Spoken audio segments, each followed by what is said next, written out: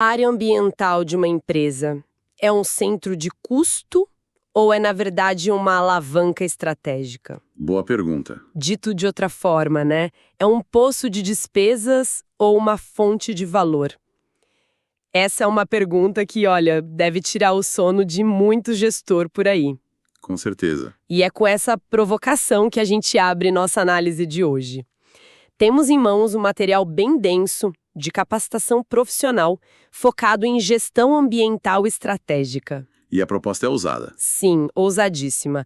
É sobre transformar a visão que se tem do meio ambiente dentro de um negócio. Uhum. Então, nossa missão aqui é desvendar como essa área, que muitas vezes é vista só como um obstáculo, pode se tornar parte central da estratégia. E do valor e dos riscos, né? Exato. A ideia é a gente tentar sair daquela mentalidade de preciso fazer isso para não ser multado, para algo tipo, como eu posso usar isso para fortalecer a empresa? Perfeito. Certo, então vamos começar pelo que me parece o maior desafio.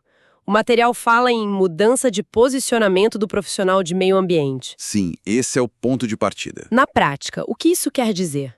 Se um gerente ambiental precisa de verba para um projeto e vai falar com um financeiro que só vê o departamento dele como gasto, qual é o argumento que muda o jogo? Olha, essa é a questão central.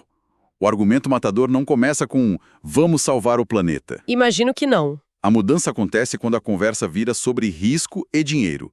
O gerente ambiental precisa chegar na sala do CFO e dizer: identifiquei um jeito de reduzir nosso risco operacional em 15% e cortar custos com utilidades em 5% este ano. Ah, então uma tradução, basicamente. É uma tradução. Pegar o conceito ambiental e traduzir para a língua do negócio. Exatamente. A área ambiental deixa de ser um custo quando ela se posiciona como um centro de inteligência de risco e eficiência. Quando ela mostra com dados que tratar melhor um efluente não é só uma obrigação. Certo. É uma forma de reutilizar água e diminuir uma conta que só sobe. Ou que gerenciar um resíduo perigoso evita uma multa milionária e, pior, a paralisação da fábrica. Que custaria muito mais. Muito mais. O foco sai da despesa para o investimento em continuidade operacional. E essa atuação não é solitária, imagino. O material reforça muito a interface com outras áreas. O gestor ambiental precisa ser quase um diplomata interno, né? É a única forma de funcionar. O meio ambiente não é uma ilha. E o material cita exemplos ótimos, né? A conversa com a manutenção é para garantir que os equipamentos não vazem. Prevenindo contaminação e desperdício. Isso. Com a produção, é para otimizar processos.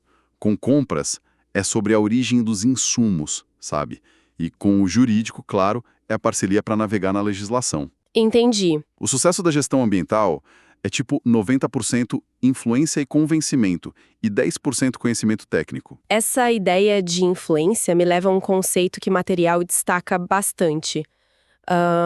A licença social para operar. Eu sempre achei esse termo um pouco vago. Sei, É mais um jargão corporativo ou ele tem um peso real? tem um peso gigantesco e cada vez mais real.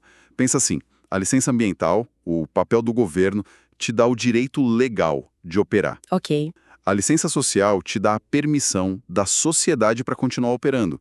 É a aceitação das suas atividades pela comunidade, pelos clientes, pelos funcionários, é a sua reputação. E reputação é algo que se constrói em anos e se perde em minutos. Exato, um vazamento, uma chaminé que incomoda os vizinhos, tudo isso corrói a licença social. E quando ela se rompe, você pode ter a licença de papel na parede, mas vai enfrentar protestos, boicotes. O custo de operar sobe lá no teto. Altíssimo. Em casos extremos, a pressão social pode sim inviabilizar um negócio, mesmo que ele esteja legalmente em dia. Ok. Isso conecta direto com outro termo que está em todo lugar. ESG. Ambiente, Social e Governança. O material posiciona isso como um ponto de virada. Sim. Por que essa sigla que parecia de nicho, de repente virou pauta na mesa do CEO e principalmente no mercado financeiro? Porque o mercado financeiro finalmente percebeu que a licença social e a boa gestão ambiental são, na verdade, indicadores de risco financeiro. Ah, entendi. O ESG foi a metodologia que o capital encontrou para precificar isso. Antes, um problema ambiental era um problema ambiental. Agora, para um analista, uma má gestão de resíduos é um sinal de ineficiência. É um risco para o negócio. Exatamente. A falta de tratamento de água pode virar um passivo bilionário. Conflitos com a comunidade podem virar processos caríssimos. O ESG mudou o jogo porque conectou essas questões direto ao balanço da empresa. Mas o universo de temas ambientais é imenso. Uma empresa não consegue ser perfeita em tudo, né? Como ela foca no que realmente importa? Aí entra um conceito prático fundamental que o material explora: a materialidade. A ideia é que nem todos os temas de ESG têm o mesmo peso para todos os negócios. Faz sentido. O material dá exemplos claros. Para uma mineradora, os temas materiais que podem destruir valor são segurança de barragens e gestão de água.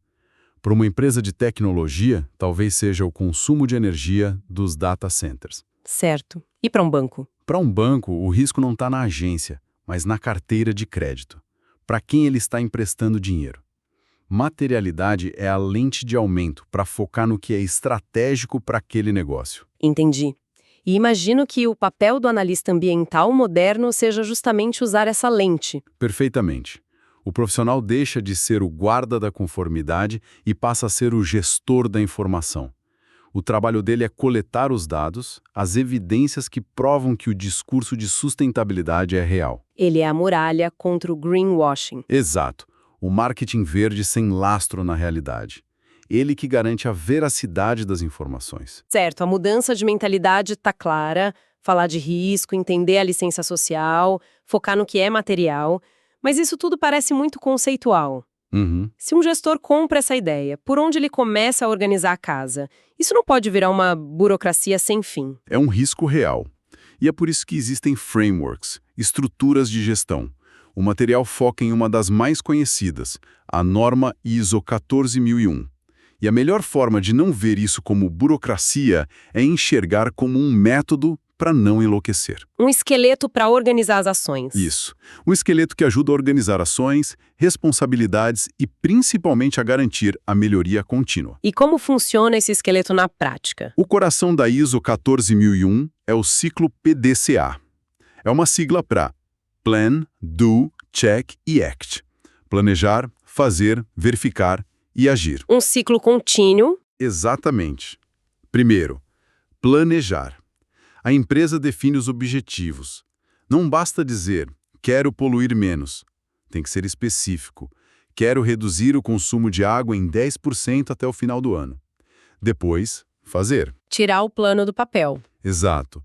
Instalar medidores, treinar as equipes, consertar vazamentos. É a fase da ação. E depois de agir, imagino que seja a hora de ver se funcionou. Isso mesmo. É a fase de verificar. Aqui, você monitora os resultados. Os dados dos medidores mostram se o consumo está caindo, a meta de 10% é alcançável. É a hora da verdade, baseada em dados. Certo. E, por fim, agir. Com base na verificação, a empresa toma decisões. Se a meta não está sendo atingida, o que precisa ser corrigido? Se foi superada, ótimo. Talvez seja a hora de estabelecer uma nova meta mais ousada. É um sistema que se retroalimenta. O material também menciona que a norma tem uma mentalidade de risco. O que isso quer dizer? Significa que o foco do sistema é proativo, não reativo. A gestão tradicional se preocupava em remediar o dano depois que ele acontecia. Apagar o incêndio. Exato. A mentalidade de risco te força a pensar antes. O que pode dar errado aqui? Onde estão meus maiores riscos de vazamento de contaminação? E a partir daí, criar barreiras para que os problemas não aconteçam. É a diferença entre ter um kit de primeiros socorros e usar cinto de segurança. Falando em causa, o material diz que o coração do sistema é identificar aspectos e impactos ambientais. Confesso que, à primeira vista, os dois termos soam quase como a mesma coisa. É uma confusão comum. Parece um jargão técnico. Por que essa distinção é tão crucial? É a pergunta perfeita, porque se você não entende essa diferença, todo o resto do sistema fica sem base. Mas é mais simples do que parece. O aspecto é a causa, é a parte da sua atividade que toca o meio ambiente. E o impacto? O impacto é a consequência, o efeito dessa interação. Poderia dar um exemplo prático? Claro. Pensa numa oficina mecânica. A troca de óleo. O aspecto é a geração de óleo usado. É um resíduo da atividade. O impacto potencial é a contaminação do solo e da água, se esse óleo for descartado de forma errada. Entendi. Causa e consequência. Isso. Outro exemplo. A Shine mede uma fábrica. O aspecto é a emissão de gases. O impacto é a alteração da qualidade do ar. Você só consegue controlar o efeito, o impacto, se você gerenciar a causa, o aspecto. Faz todo sentido. Mas uma indústria grande pode ter centenas de aspectos. Como ela decide por onde começar? Não dá para tratar tudo com a mesma urgência. Impossível. E aí a gente volta para a ideia de foco. O material apresenta uma ferramenta para isso chamada matriz de significância.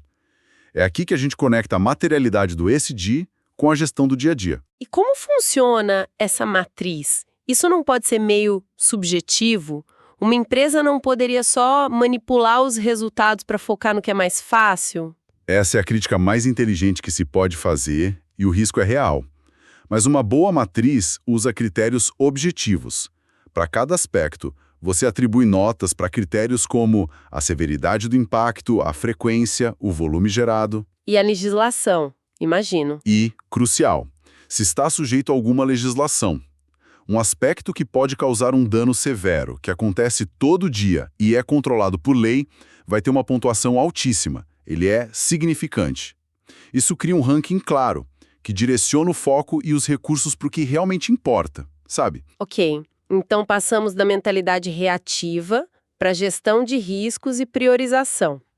O material ainda aponta para um último passo, uma visão de futuro, a economia circular. Exato. O que seria isso? Se a gestão de riscos é o presente, a economia circular é o futuro. É uma mudança de paradigma. O modelo econômico que a gente vive hoje é majoritariamente linear. Extrair, produzir, usar, descartar. Perfeito. É um modelo que gera lixo por definição. Pensa numa embalagem plástica. E a economia circular tenta quebrar essa linha. Exatamente. O objetivo é criar um ciclo, onde não existe o conceito de lixo. O resíduo de um processo é projetado para ser a matéria-prima de outro. O material até cita a simbiose industrial. Simbiose industrial, gosto do termo. É lindo na prática. A fábrica A tem um subproduto que seria descartado, mas que serve como insumo perfeito para a fábrica B, do lado. É redesenhar produtos e processos para que os materiais continuem circulando na economia. E como se faz isso? Para chegar nesse nível, o material introduz a ideia da análise de ciclo de vida, ou ACV. É uma metodologia para olhar o quadro completo, avaliar os impactos de um produto desde a extração da matéria-prima, o berço, Passando pela produção, uso. até o descarte final, o túmulo. Na economia circular, o objetivo é que o túmulo se transforme num novo berço. Então, juntando todas as peças, o que essa jornada toda nos mostra? Para mim, fica a sensação de que a gestão ambiental estratégica é, no fundo, aprender a falar a língua da estratégia empresarial. Exato. Não é sobre ser especialista em botânica, mas em entender de risco, eficiência e valor. É essa a grande transformação. O material nos guia pela evolução de um profissional que é só um entusiasta ambiental, bem intencionado, para um gestor que entende seu papel estratégico. Certo. Alguém que não apenas se preocupa com o meio ambiente, mas que sabe usar ferramentas como a matriz de significância para focar no que importa e traduzir uma ação ambiental em valor percebido pelo mercado. É sair do campo da paixão para o da gestão profissional. E para encerrarmos, fica uma provocação que emerge de toda essa discussão. Se a licença ambiental do governo é o ponto de partida, o mínimo, e a licença social para operar é o alvo em constante movimento, como uma organização consegue medir seu progresso nesse caminho? Especialmente num mundo onde as expectativas da sociedade mudam muito mais rápido do que as leis são escritas. Como se gerencia um alvo que não para de se mover?